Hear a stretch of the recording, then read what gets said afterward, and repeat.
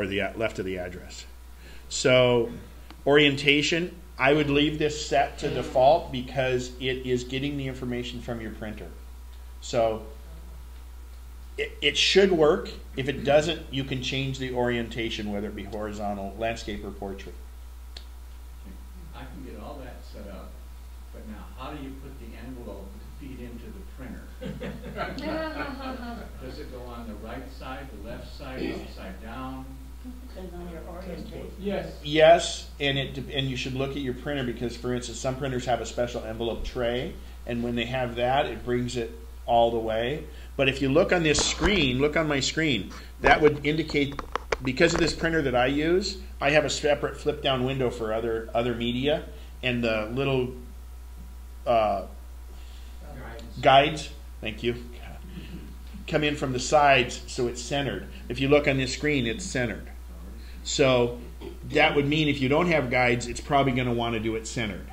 And then upside down, right side up, you look on your printer and see what it says. A lot of times what I'll do is, I mean, envelopes are so cheap these days, you can just feed an envelope and see. I notoriously have mine come out, they're printed on the right side, because I use a laser printer, but the envelope flap is the wrong way. So what? You know, people think I'm off base when they get it. I don't care. They're getting it. Who mails stuff anywhere anyway, you know? But anyway, that's... I would look at how it is on the screen. This indicates that it's in the center because you see the big gray area with it like that. So here is the layout, and you can do sizes, so you could actually custom do an envelope if you had a specific size envelope or things. Frankly, if you're doing a little card envelopes and stuff, that probably has a size, and you could select that. But what I usually do is I'll just I'll cut a couple sheets. Like, especially with Christmas envelopes, you know, you get like 2 extra per box. So what I'll do is I'll cut pieces of paper that size and test them out a bunch of times. And then once I've got it, I'll run one of them. But you don't want to run too many because what happens is you may have a printing feed error because envelopes are a little thicker and stuff. Try not to use those extra envelopes because you may need it when you do printing because it might grab half of one or something like that. So, how do you select which addresses to print on? Great question. What you do is you pick here, you either make a group, like in this case where it was an Xmas card group, okay? You would select the group and then you can say all of those and go print, or I could say one particular one and print. So you select the ones you want to print before you hit the print command. That answer that for you okay?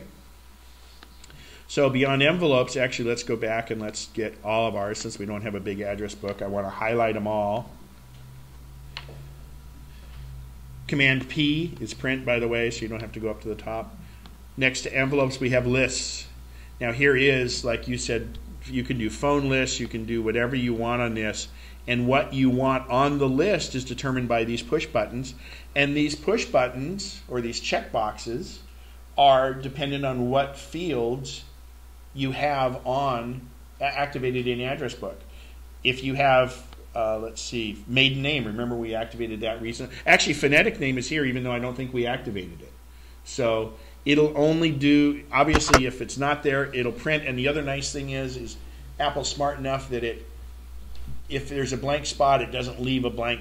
If you don't have anything in that category, it will collate things together a little closer. This, if you'll notice, it's doing these little pictures, which are what you can, in your address book, are the pictures of the individual. And frankly, those take up room, so if I deselect photo, you'll notice now it's just a list. Okay, and in that list, I could have address, see how the list changes. I'll zoom that open a little. I mean, it's not for us to read, it's really more for us to see what happens. Company, there, the few that had company. So you just select however you want. Does that answer your list question? Okay. Next thing is pocket address book. I never use this because I have the best pocket address book in the world. And remember, I can add addresses and everything on the fly, and that's the beauty of the iDevices, the iPad and everything else. If I change an address here, and the format's the same, if I change an address here, it'll get reflected in my address book. The only thing I would like to mention is you can't make groups yet on the iPhone. You can only there's a default group it gets added to. To change people in groups, you still need to go to address book, but I really think that's probably going to change in OS 5. All right, font size, you have choices for font down here, regular or large. Not a huge difference. So, I'm sorry, lists and then pocket address book. This is designed to give you a page where it has the old type where you can flip them and it has A through Z and you just go down your addresses like that. This would be if you wanted to make your own little stapled together hard address book. And it works well for that. Okay, that's printing. Now I want to talk just briefly, let's see, actually we've got about 5 minutes, and the last thing, two things. First and foremost, who here, okay, we're amongst friends. I'm like a doctor and lawyer, it's safe with me. Who here is not backing up right now? Who doesn't have an active backup? Okay. Who's lying? Okay. And she mentioned, or somebody I had, or you had, I think, you lost all your data. Backups are important.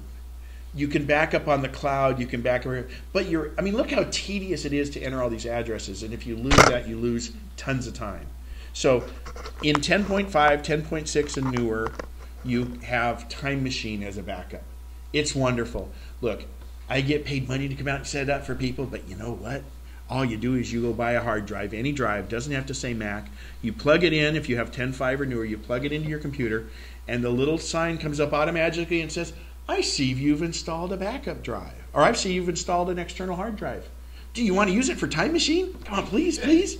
It says, obedient little dog, please. And you say, okay. And it says, well, I see that the hard drive is not, it needs to be formatted to work with Time Machine because it's probably a PC drive.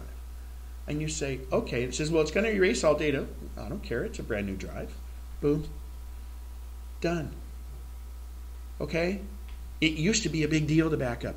Then anytime it's plugged in, it backs up every hour. It prevents, think about what can happen to your data. Someone can steal your computer. If you have a laptop, it could be left in your car. You could have anything. Catastrophic drive failure. It happens. It happens all the time. But then you have a backup. Okay. For photos and everything else, that's hugely important because is that kid ever going to be 5 years old again? The other thing is, I say with photos as backup, make sure you take another drive and back up all your photos and any important documents you want. And your address book is probably, I have other ways to back it up.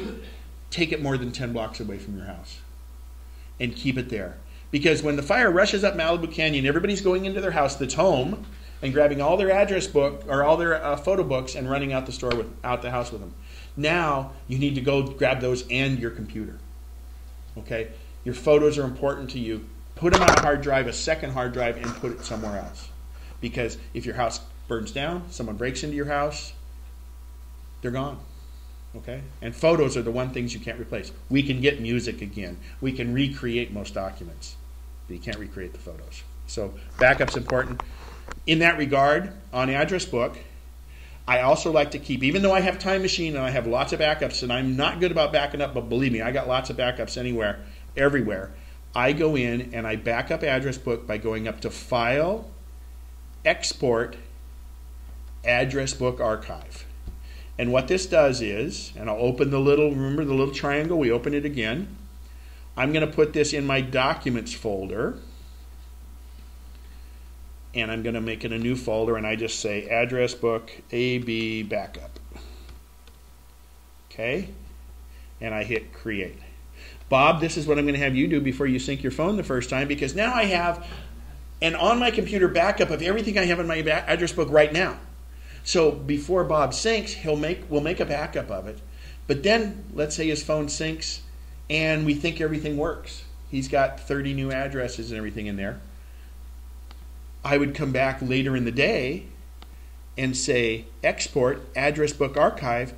But since it puts the date on there, if I hit Save, it's going to say, do you want to replace the one you just made? Well, we don't by the same date because remember that was before it synced. We're not sure it all worked. So I'll rename it and say Post sync so I can remember it, and hit save again. So now I have a before and an after on my computer. Sure, it's in Time Machine and it's all backed up, but this is so easy. Watch how easy it is. If I go through, we all want to go edit all the duplicates out of our address book and clean it up. We're all threatening to do that all the time. Well, if you do it and you screw it up, you can always go back up here and say import address book, and I'll just pick this one, and I say open, and it says, are you sure you want to replace everything that's in this address book with the one that you backed up? And I say replace all, and I'm right back where I was before I screwed up all those addresses. So that's better than Time Machine, because in Time Machine you reach in and recover it. Here it's right here.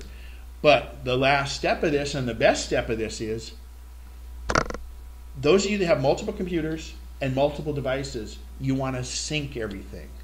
So I go into Address Book, Preferences. How many here have Mobile Me? Okay, great.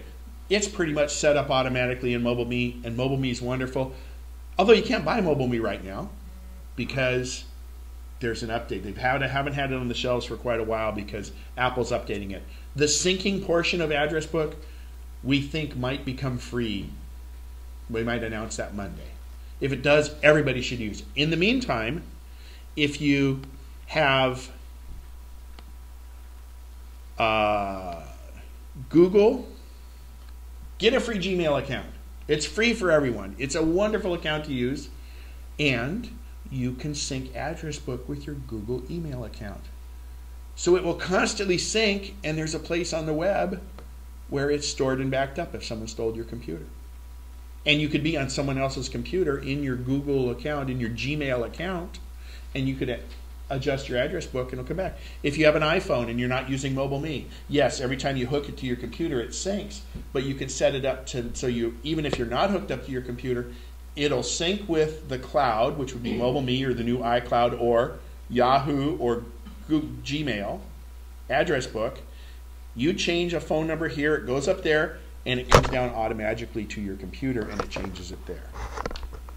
So Gmail allows that syncing. We can do that for you. I would hold off on that until we find out what happens Monday, because I have a feeling Apple's really good about building everything in. I think we're going to have everything pretty well integrated. On the other hand, if you have stuff in a Yahoo or a Gmail or AOL account, you have a bunch of addresses, you want to bring them in, we don't want to enter them manually because you always, you do a typo. I had a friend last night, he couldn't send an email because it was addressed to somebody.comcast.net. For some reason the @ sign got transposed when they were doing it. So you can export it from those other email programs. Anybody here using Entourage or Outlook? Okay, no problem, but I would encourage you to at least start mail and bring it in and have it bring in your stuff, because Entourage is fine, but I have had some clients that have had some database problems lately and haven't been able to recover it. If you're all backed up, it's good.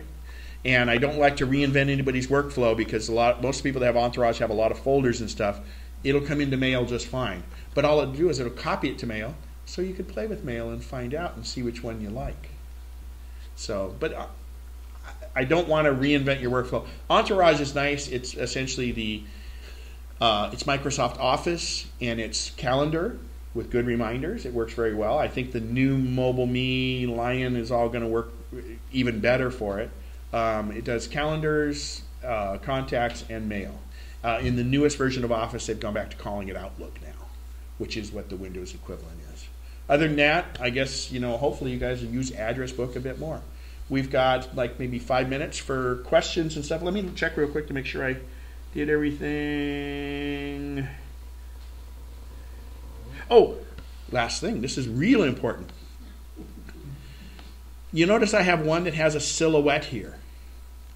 Okay, when you first when you set your computer up the first time, it asks for your name and address and everything else. That sets what's called the My Card. The My Card is the silhouette, okay? Earlier, the My Card was demo, I believe. I'll show you. I'm going to say, make this my card. But I changed it because I wanted that return